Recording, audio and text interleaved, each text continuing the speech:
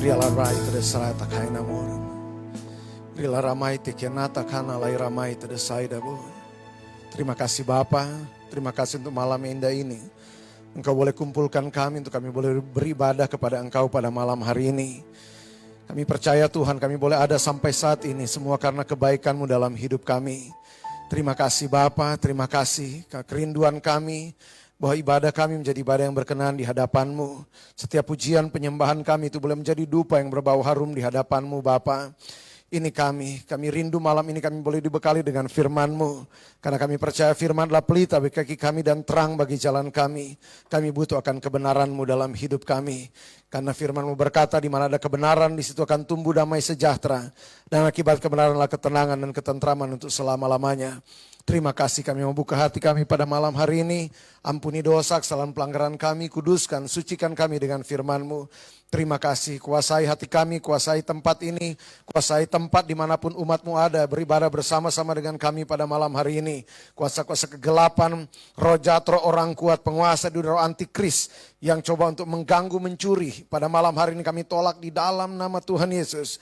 Roh Kudus Engkau adalah guru besar kami, Engkau yang boleh mengajar kami malam ini. Terima kasih kami sambut firman-Mu, hanya dalam nama Tuhan Yesus Kristus. Haleluya, amin. Shalom. Salam sejahtera dalam kasih Tuhan kita Yesus Kristus. Puji nama Tuhan. Kita bersyukur kepada Tuhan untuk setiap perkara-perkara yang ajaib yang boleh kita lihat dalam hidup kita. Karena kita boleh ada sampai hari ini karena hal-hal yang ajaib yang menopang akan kehidupan kita. Saya selalu katakan bahwa kita akan melihat perjalanan yang luar biasa. Sekalipun kita nampak adalah orang-orang biasa. Karena kita punya Allah yang luar biasa. Kita akan melihat akan perjalanan yang luar biasa, yang ajaib. Karena kita punya Allah yang ajaib yang menyertai perjalanan kita. Seringkali kita melihat hidup kita seperti kita memandang akan orang dunia. Atau kita punya sudut pandang dunia untuk melihat akan kehidupan kita. Sementara kita harus menjadi pribadi yang sadar bahwa siapa kita di dalam Tuhan. Alkitab berkata umatku binasa karena kurang pengetahuan. Orang-orang mengalami ketakutan karena tidak tahu siapa yang menyertai mereka. Orang-orang mengalami kekhawatiran karena tidak pernah tahu bahwa sumber segala sesuatu dalam hidup mereka adalah Tuhan. Makanya begitu banyak orang hidup mengalami kemerosotan. Mengalami yang namanya dikuasai oleh ketakutan yang datang daripada dunia ini. Karena sekali lagi umat binasa karena kurang pengetahuan. Maka malam hari ini kita rindu untuk kita boleh belajar akan firman Tuhan. Dan firman Tuhan malam ini terambil dalam Mika pasal yang keempat. Ayat 1 dan ayat yang kedua. Mika 4 ayat 1 dan ayat yang kedua. Dengan perikop Sion sebagai pusat kerajaan damai. Mika pasal yang keempat ayat 1 dan ayat yang kedua. Saya akan bacakan Sion sebagai pusat kerajaan damai. Akan terjadi pada hari-hari yang terakhir, gunung rumah Tuhan akan berdiri tegak mengatasi gunung-gunung dan menjulang tinggi di atas bukit-bukit. Bangsa-bangsa akan berduyun-duyun ke sana dan banyak suku bangsa akan pergi serta berkata, mari kita naik ke gunung Tuhan, ke rumah Allah Yakub, supaya ia mengajar kita tentang jalan-jalannya dan supaya kita berjalan menempuhnya. Sebab dari Sion akan keluar pengajaran dan firman Tuhan dari Yerusalem. Puji nama Tuhan. Kita tahu bahwa hari-hari ini kita ada di penghujung akan akhir zaman. Hari-hari ini kita ada di hari-hari yang terakhir. Kalau di dalam Alkitab, di dalam 1 Timotius, 2 Timotius 3 ayat yang pertama dikatakan bahwa pada hari-hari yang terakhir akan datang masa yang sukar. Maka banyak orang berpegang kepada kebenaran firman Tuhan yang berkata bahwa pada hari-hari yang terakhir akan datang masa yang sukar. Maka banyak orang menikmati kesukaran yang sementara mereka alami. Banyak orang menikmati penderitaan-penderitaan yang tidak membawa mereka kepada pertumbuhan di dalam Tuhan. Yang tidak membawa mereka untuk bisa menyaksikan akan betapa besar Tuhan yang menyertai mereka. Karena mereka pegang akan firman Tuhan bahwa hari-hari yang terakhir akan datang masa yang sukar. Kesukaran boleh datang, lembah kekelaman boleh datang. Tetapi di lembah kekelaman kita adalah orang yang telah disertai oleh Tuhan. Tuhan tinggal di dalam kehidupan kita pribadi lepas pribadi. Hari yang terakhir boleh datang masa yang sukar. Tetapi kesukaran bukan bagian daripada perjalanan kita. Karena kita akan bercerita tentang hebatnya Tuhan kita. Kita akan bercerita tentang betapa perkasa Allah yang kita sembah dalam hidup kita. Karena hidup kita akan menjadi suratan yang terbuka. Orang akan melihat kita dan orang akan berjumpa dengan Tuhan yang hebat, Tuhan yang luar biasa, yang menopang akan kehidupan kita. Orang-orang terjatuh, tetapi kita akan tetap berlari di dalam Tuhan. Maka betapa kita butuh firman Allah. Injil adalah kekuatan Allah. Maka ketika kita memahami akan kebenaran firman Tuhan, kita akan berjalan penuh dengan kepercayaan diri. Bahwa keadaan yang kita lihat itu tidak akan pernah mengganggu akan hati kita. Goncangan yang terjadi tidak akan pernah menggoncangkan hati kita. Karena kita tahu bahwa kita ada di dalam kerajaan yang tidak tergoncangkan. Tuhanlah yang menopang perjalanan kita. Jadi sekali lagi, sekalipun Alkitab berkata, hari yang terakhir akan datang masa yang sukar. Tetapi di sini dikatakan, hari-hari yang terakhir gunung rumah Tuhan akan berdiri tegak mengatasi gunung-gunung. Bayangkan, kita adalah gunung rumah Tuhan. Kita adalah Sion, kota Allah yang hidup. Di atas gunung kita dibangun oleh Tuhan sendiri. Maka kita adalah gunung rumah Tuhan. Jadi di hari-hari yang terakhir, gunung rumah Tuhan akan mengatasi gunung-gunung. Saya mau katakan bahwa perjalanan kita akan dihambat. Perjalanan kita akan berusaha dihambat oleh roh-roh dunia ini. Iblis akan berusaha menghambat akan perjalanan gereja Tuhan. Dengan berbagai macam kesukaran, penderitaan, sakit penyakit. Tetapi saya mau berkata, kita punya Allah Immanuel yang menyertai perjalanan kita. Tidak ada satu gunung yang tidak dapat diratakan. Jika Allah di pihak kita, siapakah lawan kita? Alkitab berkata. Maka firman Tuhan kepada Zerubabel, bukan dengan kekuatanmu, bukan dengan keperkasaanmu, tetapi oleh rohku, Tuhan bilang. Maka manakah gunung yang tinggi? Di hadapan Zerubabel, gunung yang tinggi akan diratakan. Karena apa? Karena ada urapan. Bukan karena kekuatan Zerubabel, bukan karena keperkasaan Zerubabel, tetapi ada roh Tuhan yang menyertai dia. Maka demikianlah kehidupan kita pribadi lepas pribadi. Ada kuasa yang menyertai akan orang percaya. Kita melihat kita biasa, tetapi ada Tuhan yang tinggal berlembaga dalam hidup kita. Kita nggak lagi berdoa untuk datang jawaban dari sorga, jawabannya ada dalam kehidupan kita. Kita tidak meminta supaya jalan-jalan itu kita lihat. Karena jalan itu ada dalam hidup kita. Tuhan Yesus berkata, aku adalah jalan. Dan dia tinggal dalam hidup kita. Tuhan Yesus berkata bahwa dia akan menyertai kita untuk selama-lamanya. Matius 28. Ayat yang ke-20, aku akan menyertai engkau untuk selama-lamanya.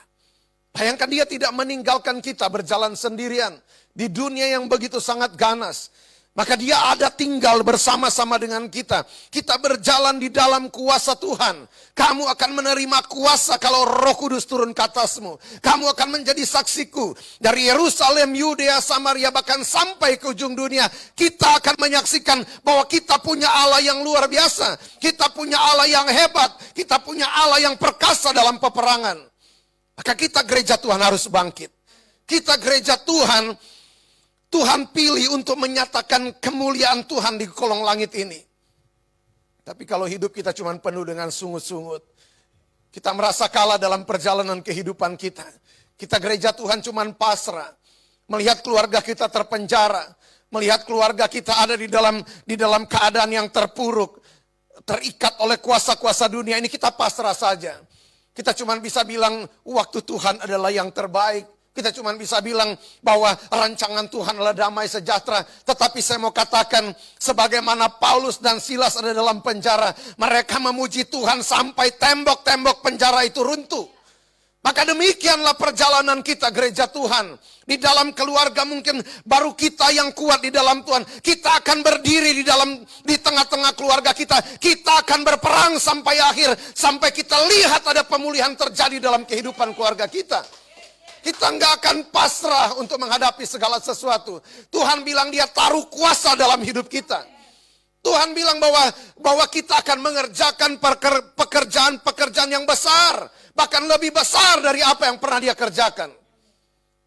Kadang kita pikir terlalu percaya diri, Tuhan bilang kepada kita yang cuma debu tanah ini akan mengerjakan pekerjaan besar. Bahkan lebih besar dari apa yang pernah dia kerjakan.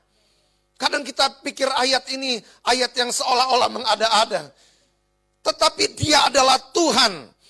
Dia adalah pribadi yang apa yang dia katakan itu adalah kebenaran yang sejati. Kenapa Tuhan bisa berkata seperti itu? Karena dia tahu siapa yang tinggal dalam hidup kita. Dia tahu bahwa kita ini debu tanah. Maka Paulus berkata, kekayaanku ada dalam bejana tanah liat ini. Kita ini memang bukan siapa-siapa. Tetapi kuasa Tuhan, roh Tuhan yang perkasa itu ada dalam kehidupan kita. Maka kita akan mengadakan atau mengerjakan perkara-perkara yang besar. Kita punya Tuhan yang terlalu luar biasa. Kita nggak akan gentar dalam keadaan apapun. Kita akan terus berjalan bersama-sama dengan Tuhan. Dan perjalanan kehidupan kita akan menceritakan tentang Allah kita yang hebat. Perjalanan kehidupan kita akan menceritakan tentang Allah kita yang perkasa.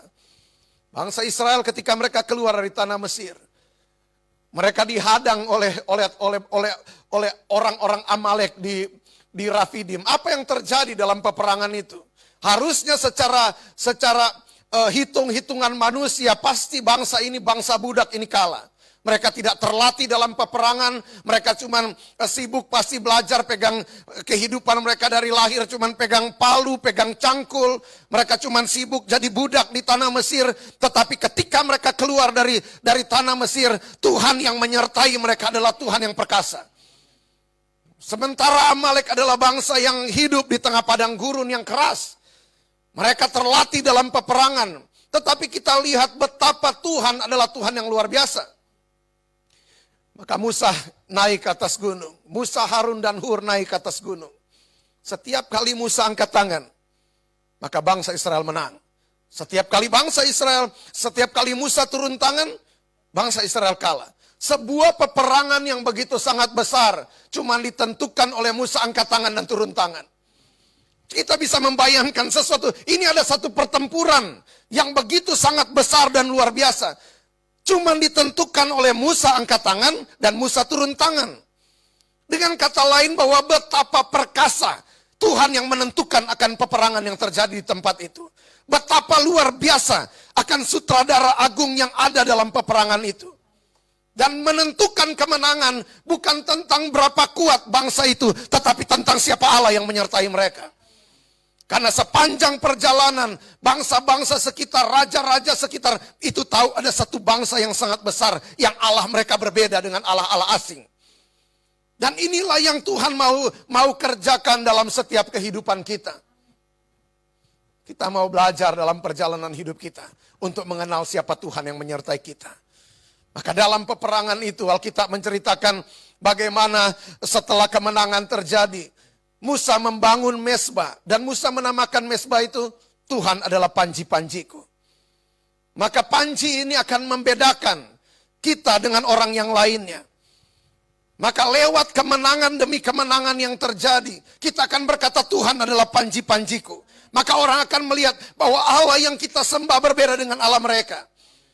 Allah yang kita sembah adalah Allah yang tidak membiarkan kita berjalan sendirian, tetapi Dia yang terus menopang perjalanan kita.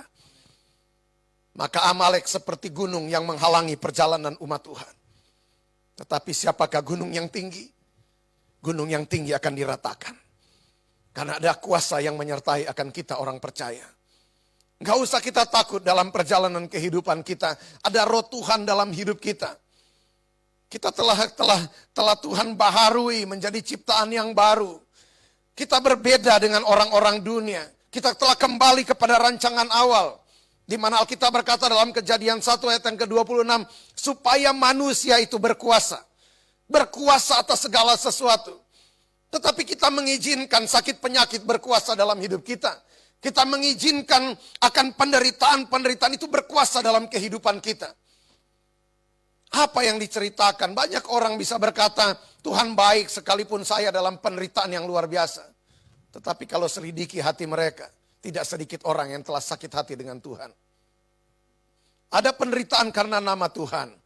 Tetapi ada penderitaan yang datang daripada roh-roh dunia ini. Ada penderitaan yang datang daripada iblis. Kita kadang sering berkata bahwa, oh iya Tuhan izinkan sakit penyakit itu datang dalam hidup saya. Kalau Tuhan izinkan, saya pernah mungkin katakan di tempat ini, kalau Tuhan izinkan siapa yang sembuhkan? Enggak ada, tetapi tidak begitu banyak orang yang menjadi tawar hati karena apa yang mereka alami. Padahal kita punya Jehovah Rafa, kita punya Allah penyembuh. Kita punya Jehovah Jireh, Allah yang mencukupkan. Tetapi kenapa kita dalam satu perjalanan yang penuh dengan tekanan? Kita dalam satu perjalanan bahkan untuk ceritakan kepada tetangga, Tuhan saya baik, kita malu. Tetapi kita di tempat tersembunyi kita bilang Tuhan baik dalam hidup saya. Bukankah hidup kita menceritakan tentang Tuhan? Maka kita harus benar-benar bangkit, kita harus gereja Tuhan, harus sadar siapa mereka di dalam Tuhan. Siapa Allah yang menyertai perjalanan mereka. Ketika Tuhan Yesus berkata, aku jalan, kebenaran dan hidup. Dia jalan, dia kebenaran, dia kehidupan, dan dia ada dalam hidup kita. Ketika laut Taberau ada di depan bangsa Israel, angin dari sebelah timur itu membelah laut itu menjadi jalan. Bukan jalan yang penuh lumpur, bukan jalan yang penuh dengan jurang, lembah, dan bukit. Kita tahu di dalam laut sama seperti daratan, ada jurang, ada bukit, ada lembah. Tetapi ketika Tuhan bekerja membuka jalan. Dan Tuhan yang sama tidak berubah. Dia tinggal hari ini dalam hidup kita. Dia tidak hadir berupa tiang awan, tiang api. Tetapi hari ini dia Raja kemuliaan. Dia tinggal dalam kehidupan kita. Maka hari-hari yang terakhir, gunung rumah Tuhan itu akan mengatasi akan gunung-gunung. Karena dunia, iblis, dan roh-roh dunia ini berusaha untuk menghambat akan perjalanan gereja Tuhan. Berusaha untuk menghancurkan akan perjalanan gereja Tuhan. Tetapi kalau kita cuma bisa pasrah, kita cuma bisa tinggal diam, tinggal tenang dengan serangan-serangan yang datang dalam kehidupan kita. Maka Alkitab berkata, ambil perlengkapan senjata Allah. Supaya kita bisa tetap kuat berdiri. Panah api si jahat itu akan datang tidak berhenti dalam hidup kita. Tetapi Alkitab bilang, ambillah. Banyak orang tidak mau ambil. Karena mereka tidak rindu akan Tuhan. Banyak orang tidak mau ambil. Karena mereka tidak pernah menjadi orang yang haus akan firman Allah. Kadang orang berpikir bahwa Pak Ivan kadang ngajar terlalu ekstrim. Nggak usah takut dengan ini, nggak usah takut dengan itu. Tuhan adalah jawaban dalam segala sesuatu. Saya mau katakan, sampai waktunya kelak, akan ada masa-masa di mana pikiran manusia, para profesor, doktor di dalam dunia ini tidak dapat menjadi solusi dalam hidup kita. Satu waktu ada pandemi yang terjadi yang lebih besar lagi, yang tidak ada obat sama sekali. Di mana kita berlindung kalau kita tidak punya kebenaran firman Allah yang kita pegang dalam kehidupan kita, maka gereja Tuhan akan mengalami kehancuran. Dan kita sudah lihat apa yang terjadi di masa pandemi.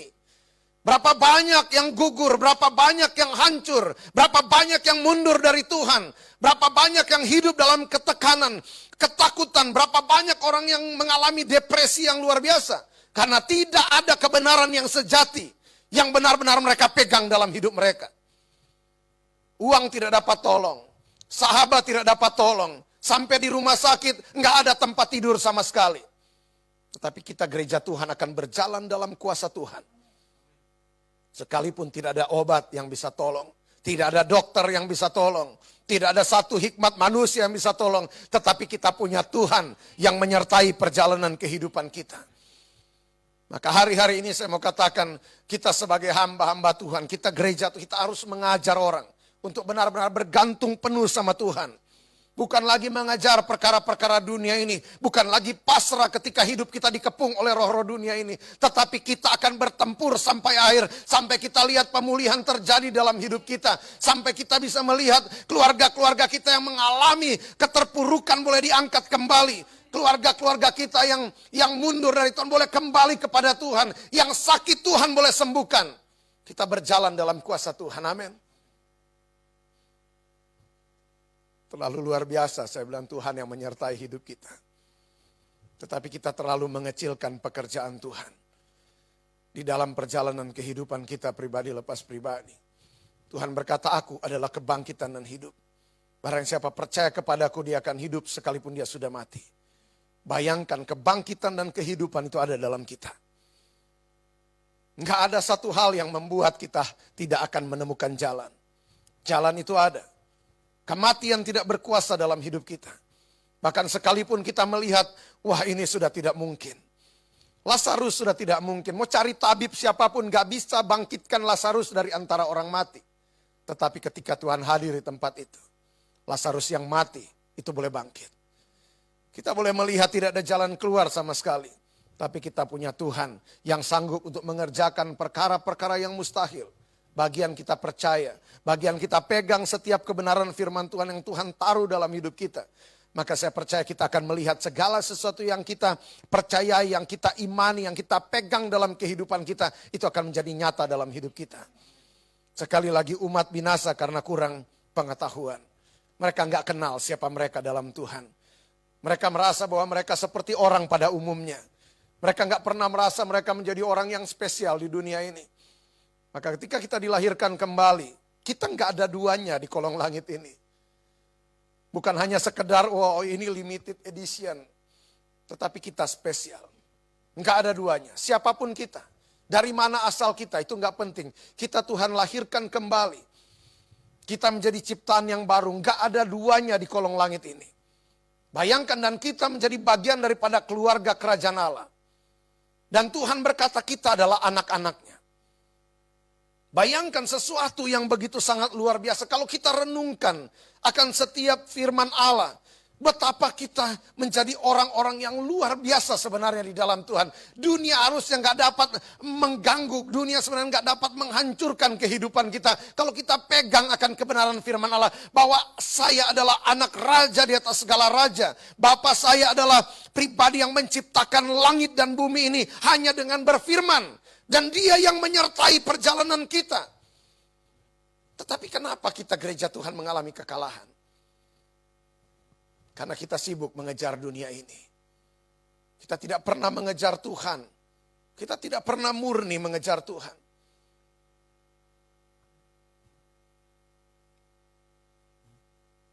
Tuhan kita Tuhan yang tidak pernah berubah. Amin.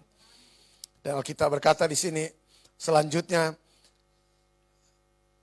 bangsa-bangsa akan berduyun-duyun ke sana.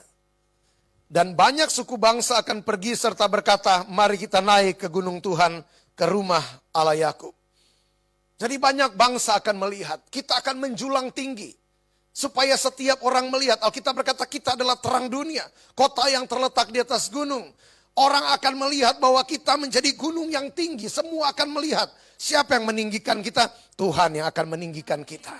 Supaya setiap suku-suku bangsa itu melihat siapa Allah yang membangun kehidupan kita. Siapa Tuhan yang memulihkan kota yang hancur itu. Siapa Tuhan yang menyembuhkan akan kehidupan kita secara pribadi.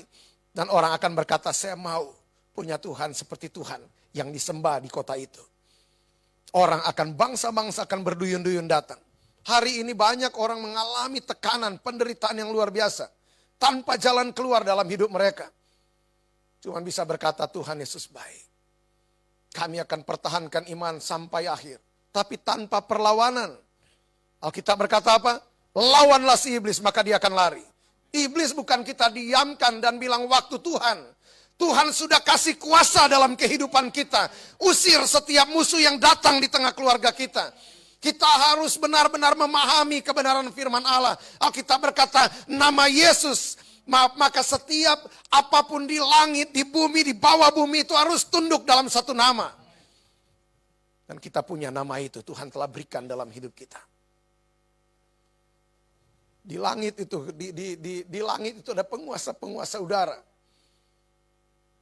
Pada hari Daniel berdoa, Tuhan sudah jawab. Gabriel sudah datang untuk membawa pesan kepada Daniel. Tetapi apa yang terjadi? Penguasa-penguasa di udara di Persia itu menahan akan pesan yang Tuhan mau sampaikan kepada Daniel. Ada penghulu-penghulu di udara yang berusaha untuk menghalangi apapun yang Tuhan mau berikan dalam kehidupan kita. 21 hari lamanya, bayangkan. Tetapi Alkitab berkata apa? Ada Mikael yang datang berperang, maka pesan itu sampai. Tetapi saya mau katakan, bahwa nama yang akan mengalahkan setiap penghulu di udara, itu Tuhan telah berikan dalam hidup kita.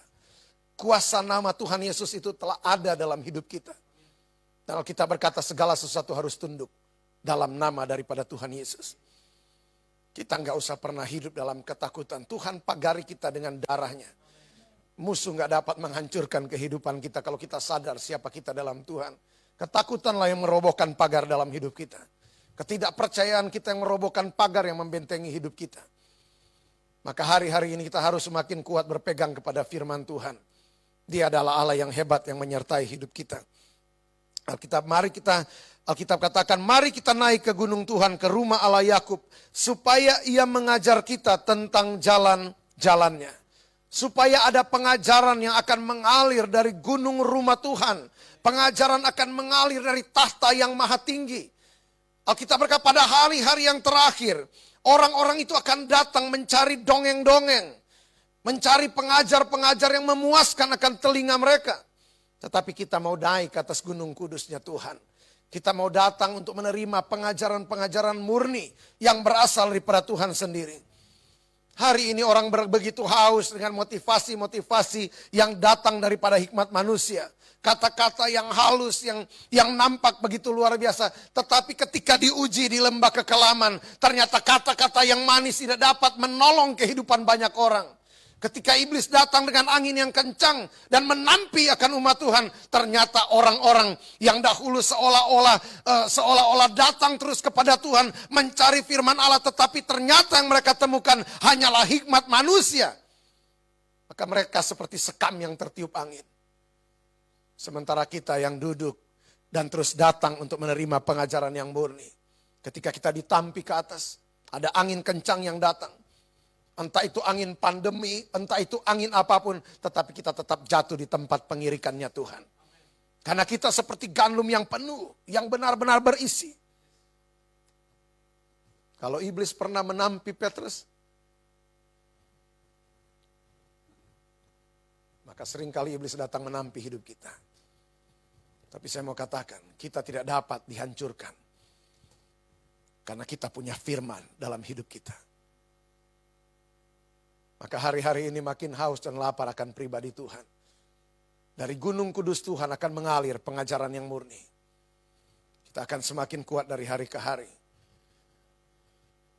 Kita seperti burung Raja Wali akan terbang melintasi badai. Dan Alkitab berkata supaya kita berjalan menempuhnya.